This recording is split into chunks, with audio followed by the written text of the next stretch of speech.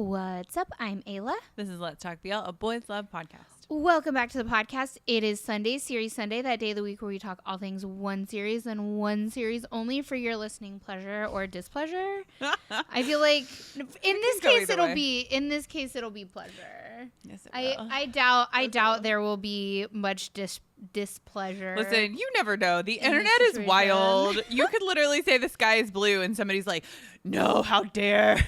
Well, it's technically sky blue, so you know. As a UNC anti, I disagree. Anyways, we are coming to you live from Austin. Pre-recorded from Austin. Yeah, pre-recorded. We're not coming live to anyone ever. Unless it's on IG and then it's just chaos. Yes. Okay, we're talking My Personal Weatherman. We are. This one was so cute. I'm actually very excited to talk about this. Excited? Yeah. It me like too. there's no controversy here. It's so nice. This is so refreshing. I mean, listen. It makes my heart full. Was their relationship incredibly psychotic and toxic and ridiculous? Absolutely. Oh, yes. But I mean surrounding the show. Like, there's no controversy surrounding the show. I feel like. And every time I posted about the show, everyone was like, oh my gosh, I love this show. Yeah, like, it's a really interesting watch. And it's very, I feel like, interesting for a Japanese BL. Mm-hmm. At least, and to be fair, I haven't watched a ton of Japanese BLs. That's definitely where I'm, like, lacking the most, I would say. But I do feel like it was a different kind of like twist, or it had some like character plot points. Obviously, like I would say maybe like the closest would be like his man in terms of like, but like stylistically, like it's kind of its own thing.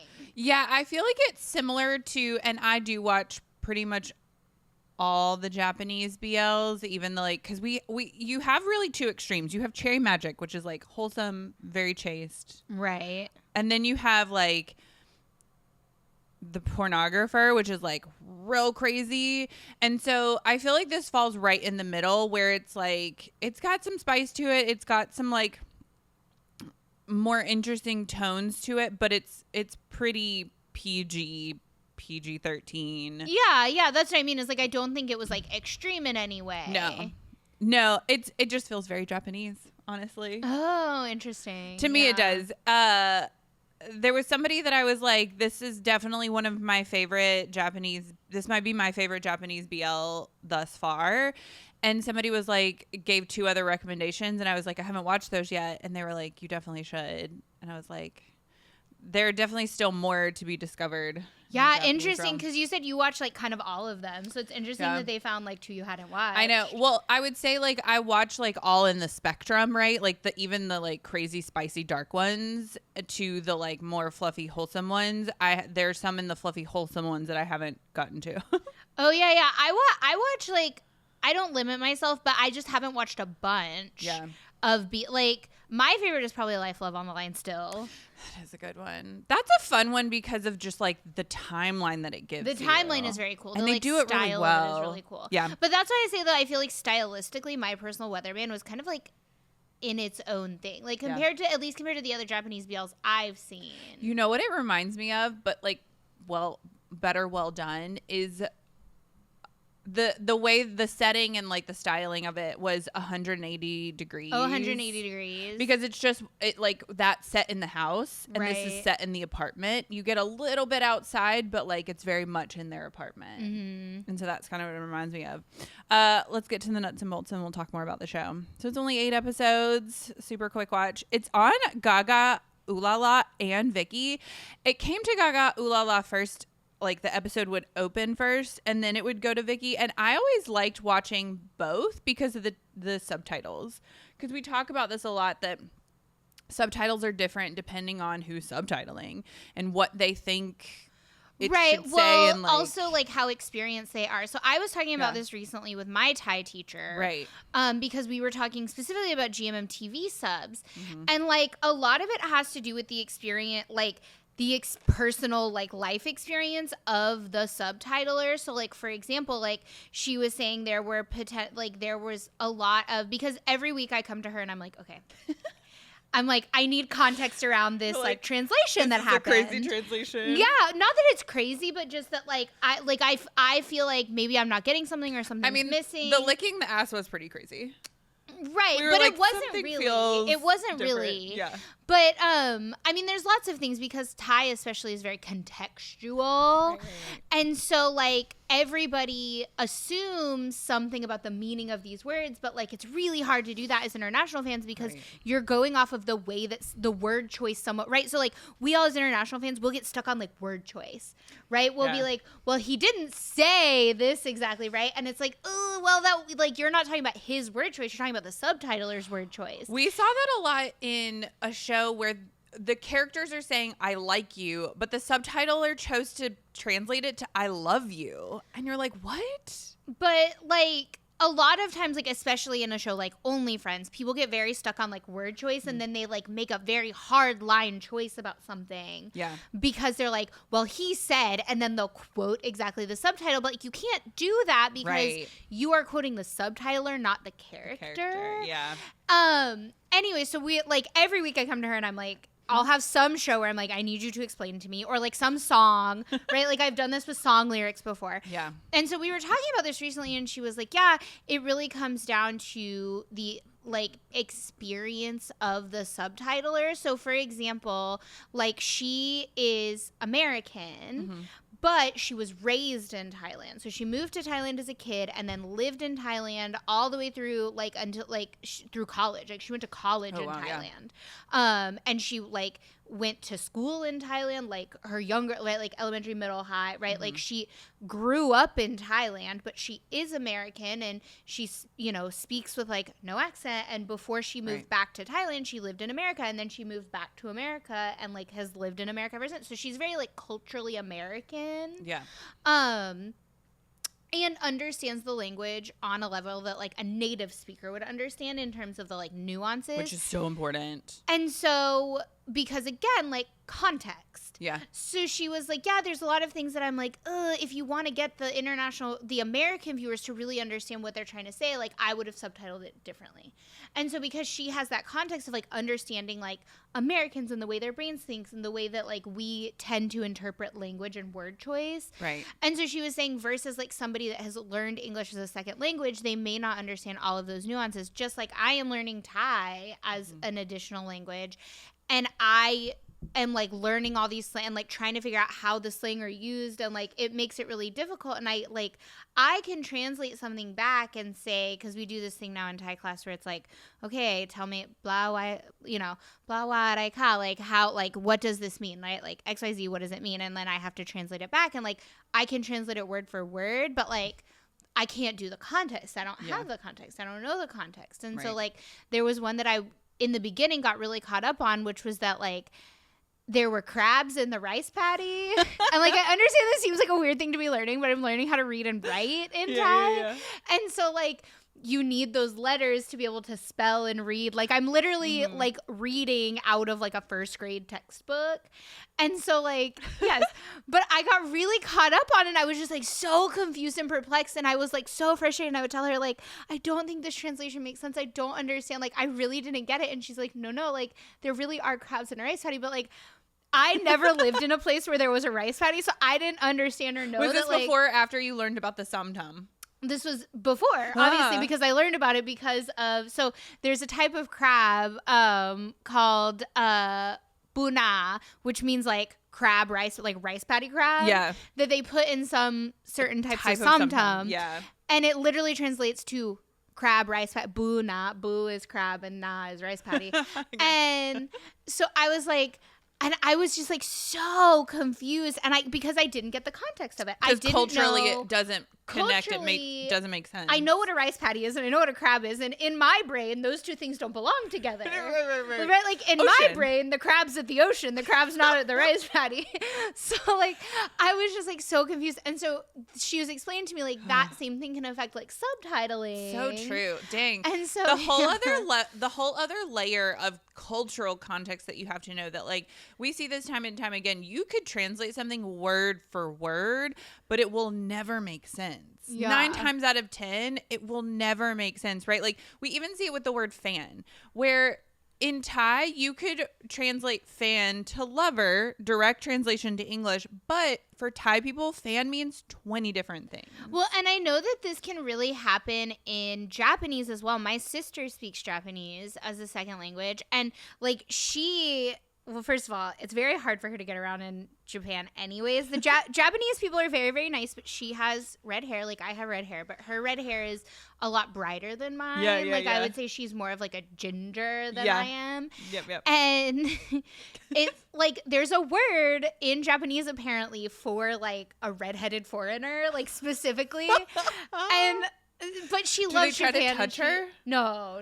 They just stare at her. Yeah, and there's like a word for it. Like there's like it's like a whole thing about being like a redheaded foreigner. I don't know. Like she's explained it to me before, but I don't really know. I've only been to Japan a few times. One of those TV shows where like you think people are talking about you, but they're not really. Like you're imagining it in your head, but like in her case, like they actually are talking about her. Right. I've only been to Japan a few times, but like she goes to Japan pretty regularly. She speaks Japanese, and she was telling me that like this happened a lot like or not maybe like a couple times ago when she was in Japan, where like she would say the words and she would like, but it wasn't quite right in terms of the context. Like she was saying the right words, but the context wasn't quite there. Right. And same thing when like Japanese people would be speaking to her, because like Japanese people would be friendly to her, right? Like she and her boyfriend would like they were there during cherry blossom season, and you know you can go like have a picnic in the park, whatever.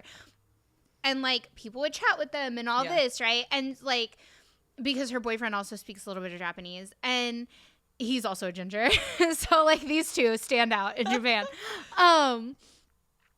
But she was telling me this happens a lot in Japanese as well. That there's, like, can be a lot of different meanings to words depending on how you combine them. Fascinating. Yeah. So, I could see how I only watched this on Viki. I did not watch it on Gaga. Yeah. Potentially that's also a benefit. Everyone was complaining about the fact that they pulled a lot of GMM TV shows to Viki, but now I'm really curious to watch like the subtitle differences, because the Viki subtitlers are usually fans, and so they do care a lot about that context, and they do care a lot about conveying the actual meaning of what the Thai are saying. Well, and they also understand not just the Thai, but the Japanese, the Korean, right? Like any show that's on Viki. Right. Also, the fans have already watched the show in most cases, so like they understand like what the meaning is and how it's all going to tie together. Yes, so Viki subtitles are usually pretty good, superior. It's the same director as Jacko Frost, which was such a good show. I watched that. It was very I liked sweet. That show. Yeah. It had a lot of heart to it. I felt like it was a little melancholy. But this one was wild. Okay, we have, oh Lord, the names. We have Segasaki Mizuki. It's played by Higuchi Kuhi. And then Tanada Yo is Masiko Atsuki. I totally butchered those names, but I think it's probably Mashiko. These actors, man, they are beautiful. Yeah, they really are. They really are. Like, damn. Yeah. Anyways. Well, and it's in the synopsis. Let's get to the synopsis. This has been a very long lead up. Okay, synopsis time. That feels right. Popular handsome man and weather forecaster Sagasi is actually a tyrant at home. Yo, an Iro manga artist in a tight spot, knows this very well. This is because the two of them are living together. More than that, it's because he cooks and cleans for Segasaki. To no surprise, in exchange for being provided food, he must obey everything that Segasaki says. Obviously. What comes from such a contract is... This was pulled from the manga synopsis, so that last sentence really makes sense. What comes from such a contract is... Yeah, I love it. Okay, I need you to tell me if you... Because you pay such better attention to, like, details in shows than I do. Even though literally I would finish an episode and rewatch it 2 times. Did they tell us at any point when this became a, like, intimate relationship? They never explain, like, when it turned sexual. They explain that they met in college and that you should come live with me.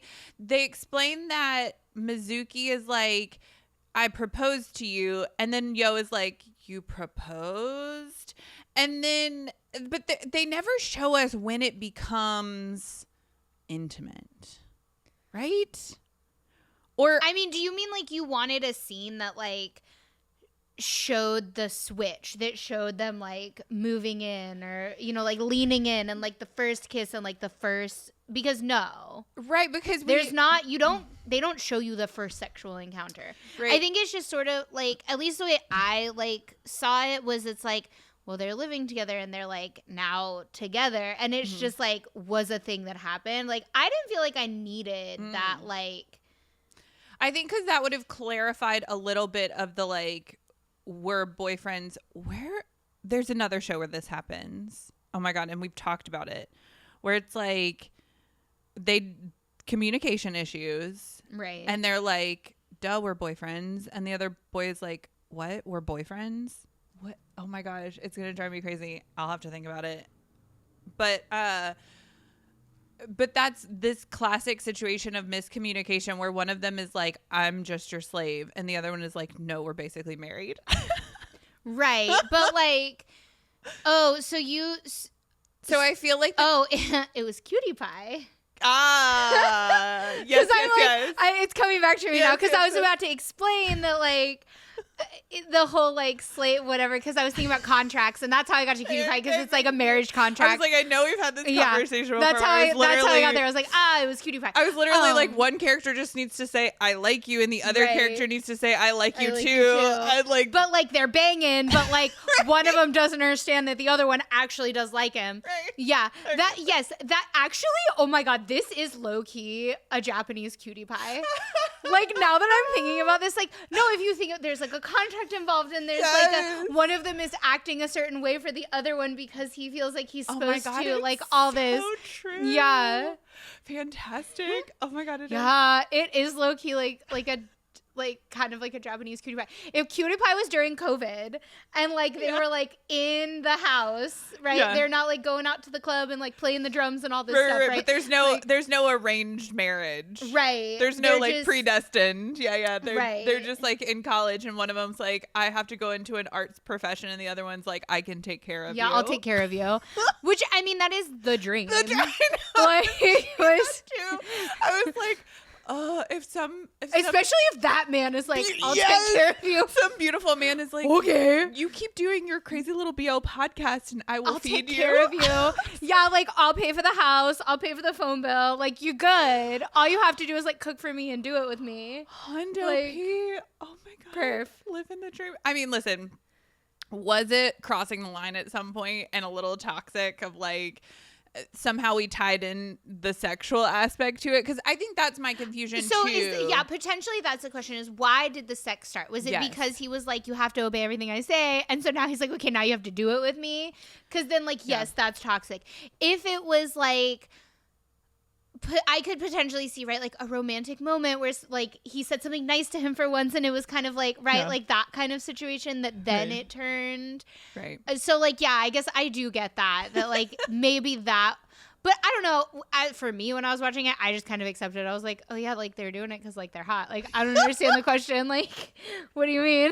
It's true.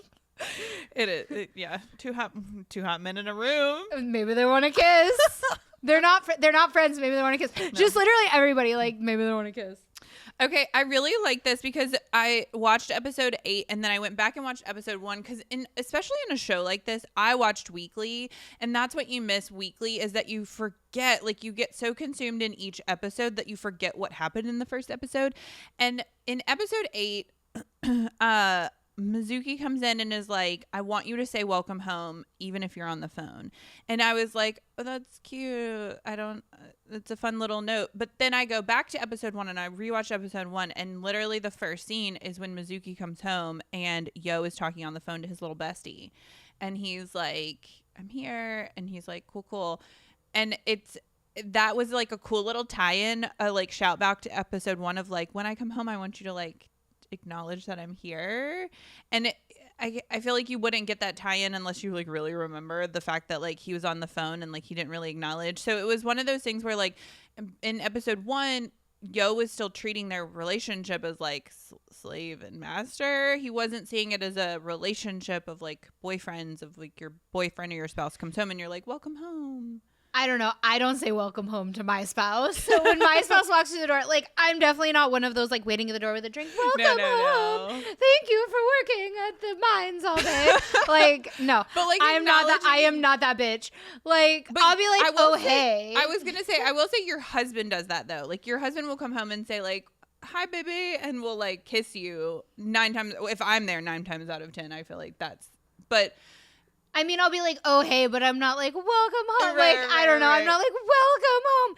Especially if I'm like in the middle of doing something else or like in another room or whatever. Like, but I will say it is a sweet note of like, if he did say like, I want that from you, like, I feel like you would make a little bit of effort to do that. If he expressed that want, sure. Right? I feel like I read into that as like, oh, okay, this is why Yo should have known from the beginning that he was like so like into him because like that's a needy thing to do. Yeah, he comes home and he's if like, you want that attention, somebody that wants that attention that's like needy to them, that like it's more than just a friendship. It's more than just, right? Like if you need someone to be like, oh my God, hi. Like if you came, like we live together, if every time you came home, you needed me to stop what I was doing and be like, oh my God, hi, how was your day? What are you doing? You look so nice. Right? Like that's not like a normal like friendship roommate relationship. Like that's not a normal reaction. Usually you're like, what's up, yo? Right. It's just like, oh hey. Yeah. Right? Like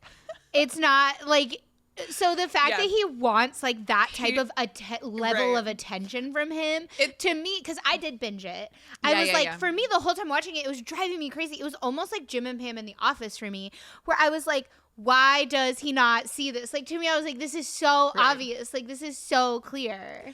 But yeah, Yo is classic dumb boy of like, he doesn't like, he's gotten into his head, right? He's like, he doesn't like me.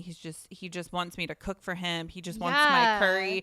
But the fact that like, even from the first time that they like, he took care of him when he was sick in college and he makes him that curry. And Mizuki is like, you can never eat this curry because I don't want you to know how bad it is. He's like, I will eat your curry. Like that little scene was so cute where he's like, usually people make, what is it called? People make, like the soup, like the kanji.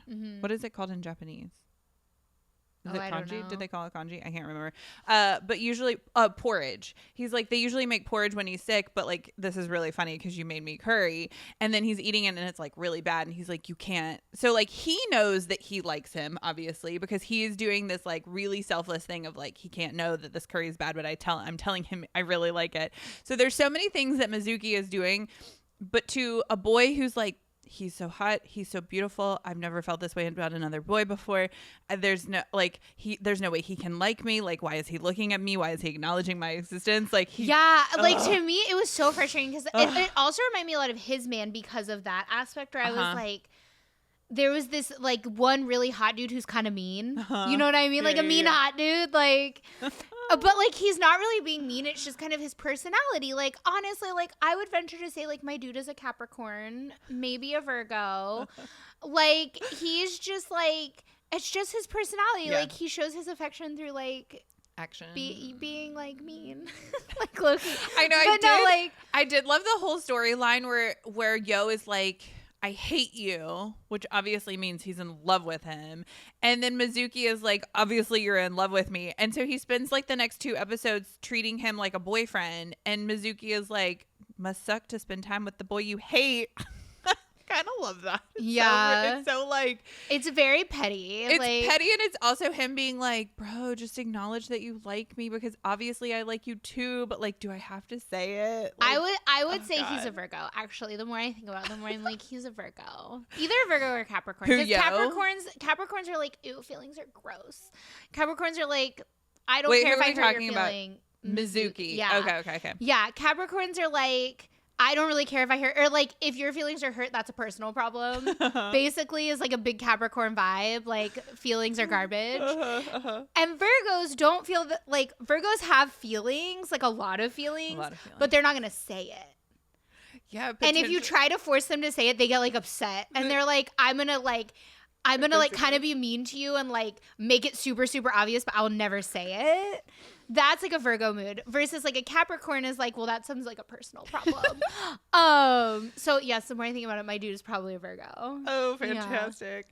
Yeah. Okay. I really loved the girl in this. Oh, yeah. Manju was so cute. The fact that she was also a fangirl of the Weatherman. Yeah. And when she shows up to that apartment and when they have that whole interaction and she's sitting on the couch and she said something out loud, but she like doesn't mean to. That was truly one of the funniest moments. She was just such like a sweet girlfriend because when she finds out that that Weatherman is Yo's like roommate person thing, his situationship. Yes, she's like wanting everything in her power to like make it make it work for him. Yeah, yeah, she ships it. She ships it so hard. And it's just so cute. Like I really, really enjoyed her addition to the relationship. Yeah, that moment where she says the thing, I just related so hard because I was like, yeah, I've been there, right? Like where you like accidentally say something where you're like, I did not mean to say that out loud. My bad.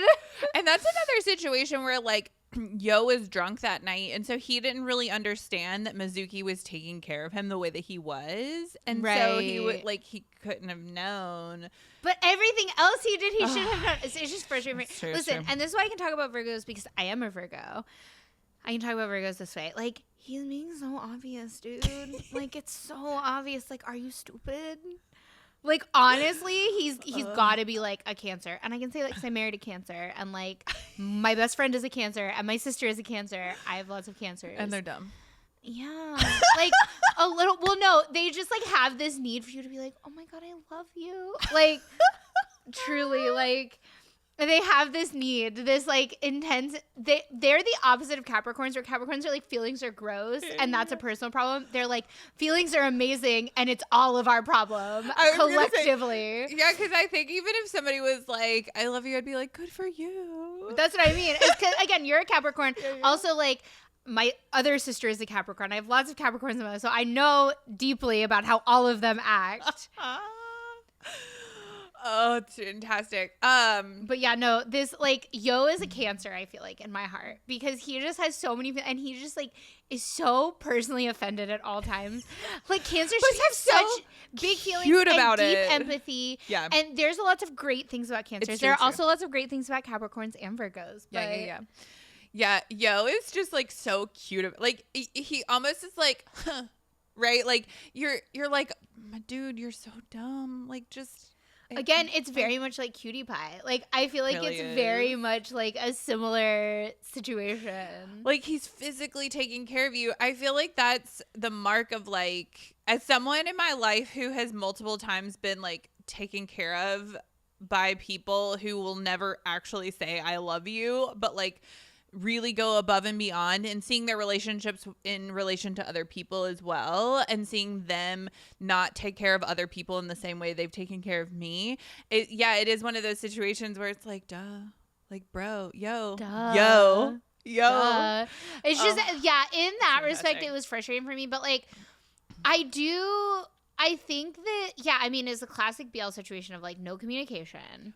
Zero. Or like very late in the game communication. The most frustrating communication issue was at the very end, where Yo thinks that Mizuki is freaking out over the fact that he wrote a manga about them, but Mizuki is freaking out about the fact that Glasses Boy is cute and doesn't know that he's the bestie's husband, and he like saw them like concerned, that there's like a little something gonna happen. I giggled so much during this show, especially in the last episode where I was like, you guys.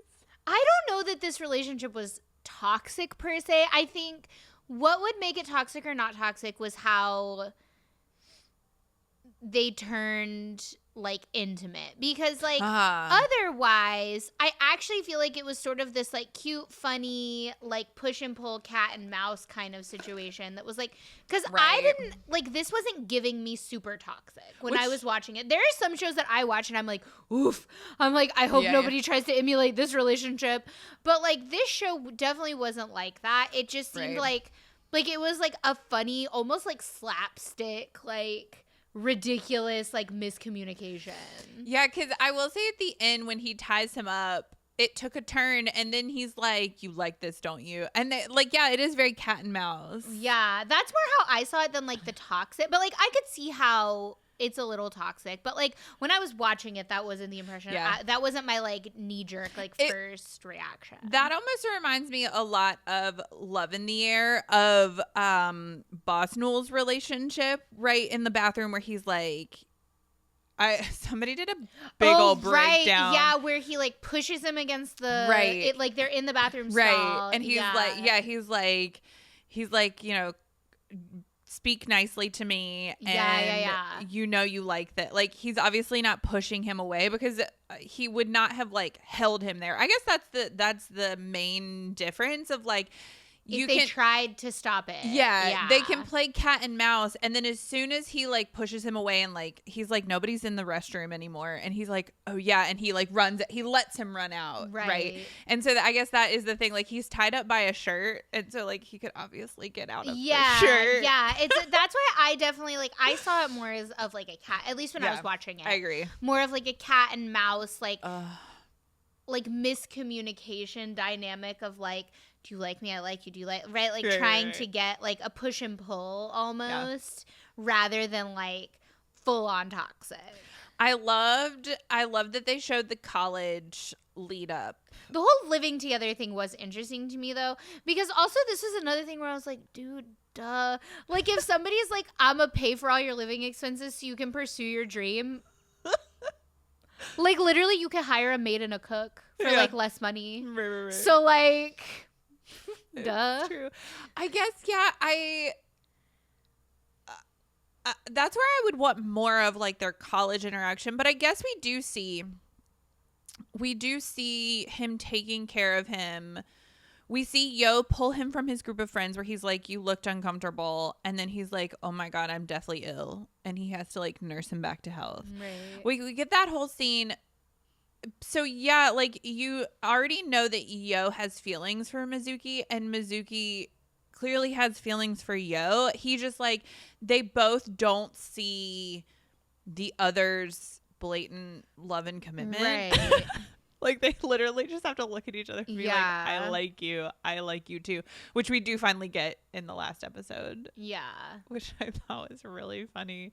I did love, there were a couple of times on Twitter where people were like, this was straight from the manga, and they showed a photo of the manga and then a photo of the scene, and I was like, oh, that's really cool that they did like shot for shot. Yeah. That is cool. I thought that was really neat. I also loved how we finally got, at the end of each episode, they had the like outro credits of like them like throwing their clothes, and we finally got the actual scene of that in the very end. Oh yeah. And they like pick up their clothes and like go eat dinner. Yeah, this show is so good. I really enjoyed it. I really liked this show. I don't know if I would watch it again. Oh, I'd watch it 100 more times. But I did really like it. Like, just in terms of like time commitment. I would just watch these boys' faces for only because I did binge this, and like, it's more than a Korean time commitment, but less than a Thai time commitment. Yeah. So from like a time commitment, like, I don't know that I would necessarily rewatch it, but I liked it. I really love these characters. A lot of times, we're both similar in this. A lot of times after we watch a show, we'll go do a deep dive into the like extra stuff on actors. I haven't done that with the Japanese. I think mostly because like it feels more inaccessible and harder. But the boy who plays Yo is an idol, and I was like, oh, I kind of am curious as to like who he is as a real person, because I've seen little bits and pieces of behind the scenes and them doing ship work. I'll be honest, I'm not usually a fan of Japanese pop.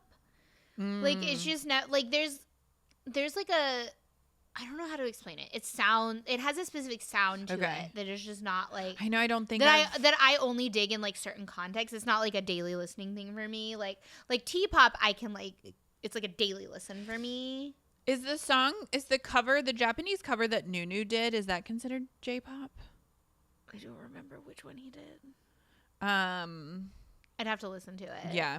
But like, there's like typically like idol groups. Okay. Like J-pop idol groups have like a sound. Like, And it's not that they all sound the same. It's that there's like It's very specific. It's like a style in the music. I don't know how to explain it. Where like but again, like I like it in certain contexts. But like I can listen to K-pop daily. I can listen to, and there are some K-pop songs that are very like Japanese influenced, and some T-pop songs that are very Japanese influenced. I was gonna say when K-pop does Japanese albums, does it lend itself towards it's more K-pop? Okay, so it's not really a Japanese sound. Yeah. Okay. They're just singing in Japanese. In Japanese, I see.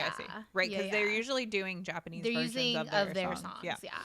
I'd be curious. If you're a J-pop fan, give us some recommendations. Yeah. I'd be curious to know. We have had a few listeners talk to us about J-pop, but I've never gotten recommendations, so I'd be curious to know. Yeah. Again, I don't dislike J-pop. It's just not like a daily listening thing for me. So like, usually because it's not a daily listening thing for me, I don't like get into the idol groups. Yeah. It's just such an interesting concept that an active idol is like doing a BL. Yeah. Do we have any of those in Thai or Korean? Not in Korea. They're always like former idols, or then they leave the BL to go be an idol. Technically, last one is not broken up. Yes. Okay. Last one had like a goodbye concert, and it was like goodbye last one. But like I realized, remember, I went and looked into this because I was like, because they had their like farewell concert thing, and then they were still promoting, and they were still as one, and it was still a thing, and I was like, what is happening? And I went, and because I was annoyed because I had like just gotten into Last One at that point, and I was like, what the hell? And so I went and looked into it, and I'm pretty sure it was like a Produce 101 thing where like technically like the time limit of like how long they were going to be a group based on the show. It was like the show promised they would be a group for like a year or whatever, and so like it was like that year happened, and it was like active promotion. But like they didn't like break up the way that Produce 101 group, whose name 101 broke up. I was like, who writes for them? The way that 101 like legit broke up. Yes. So it's like they are still together. So sure, technically Off-Road and Da'u. Well, and now we have hashtags. Right. Hashtags. Beyond the Stars is coming out. So we do have November Louis. 11th. So we do have Louis, who's in Hashtags. They're all in the show, but like Louis is like the only main lead. Yeah. Is Willie not a lead yet? No, Willie and his boy are not a lead. Because like they released the poster today. Yes. And so on like of Hashtags, Louis is the only like lead. Right. Yeah. So I suppose we do have Louis and Hashtags. So the T-pop, listen, somebody commented this because we mentioned this the other week too. Somebody was like, yes, we do need Atlas and a BL. Atlas and a BL. I mean, Junior would kill it. Junior would Junior lives his best BL life every time they perform. With literally Jet most of the time, but no, Junior ships himself with all of them. So right now it's with Jet because of the whole like the breakdown during Boyfriend. Yeah. But like and boys do cry. He ships himself with Jet or with Tad during Love Fool. Yes. He has that whole moment with Tad where he like strokes him. Yes. He also does during Mangosteen, right? Yes. He also has a whole thing. He ships himself with Nice during Mr. Lonely. And Lole, right? And Lole in the music video, they do have that like sort of like BL storyline in the music video with Junior and Nice. Watching 4Eve react to that was really honestly incredible. He ships himself with all of them during Erwin, Mr. Lonely because he like when they like freeze during that song and he walks through them because his part is singing, he like strokes all of them like as he's doing it. The only one I've never seen him like ship himself with is Muon actually. What about Poom? Because maybe Poom too. I can't think of a specific example for Poom. I can think of specific examples for Erwin and Jet and Nice and Tad. So Poom and Muon, Junior's coming for you. Why are you holding out? Why are you holding out on Junior? Oh, that's fantastic. Oh, yes. I can't wait to see more idols and BLs. I know. I can't wait to see a K-pop, like actual K-pop idol. Yeah. Jaehoon came so close. I wonder if any of the Purses boys would ever do a BL. That would be fun. Yeah. Wonder if they have any BL past. Because everybody has a BL past in Thailand. Honestly. I feel like I looked into them when they first debuted. Because I remember when Purses debuted. Because one of the boys' brother is Na. Yes. And so he has like he has a BL Connect. Yeah. Anyways, we have merch. We do. Go buy it.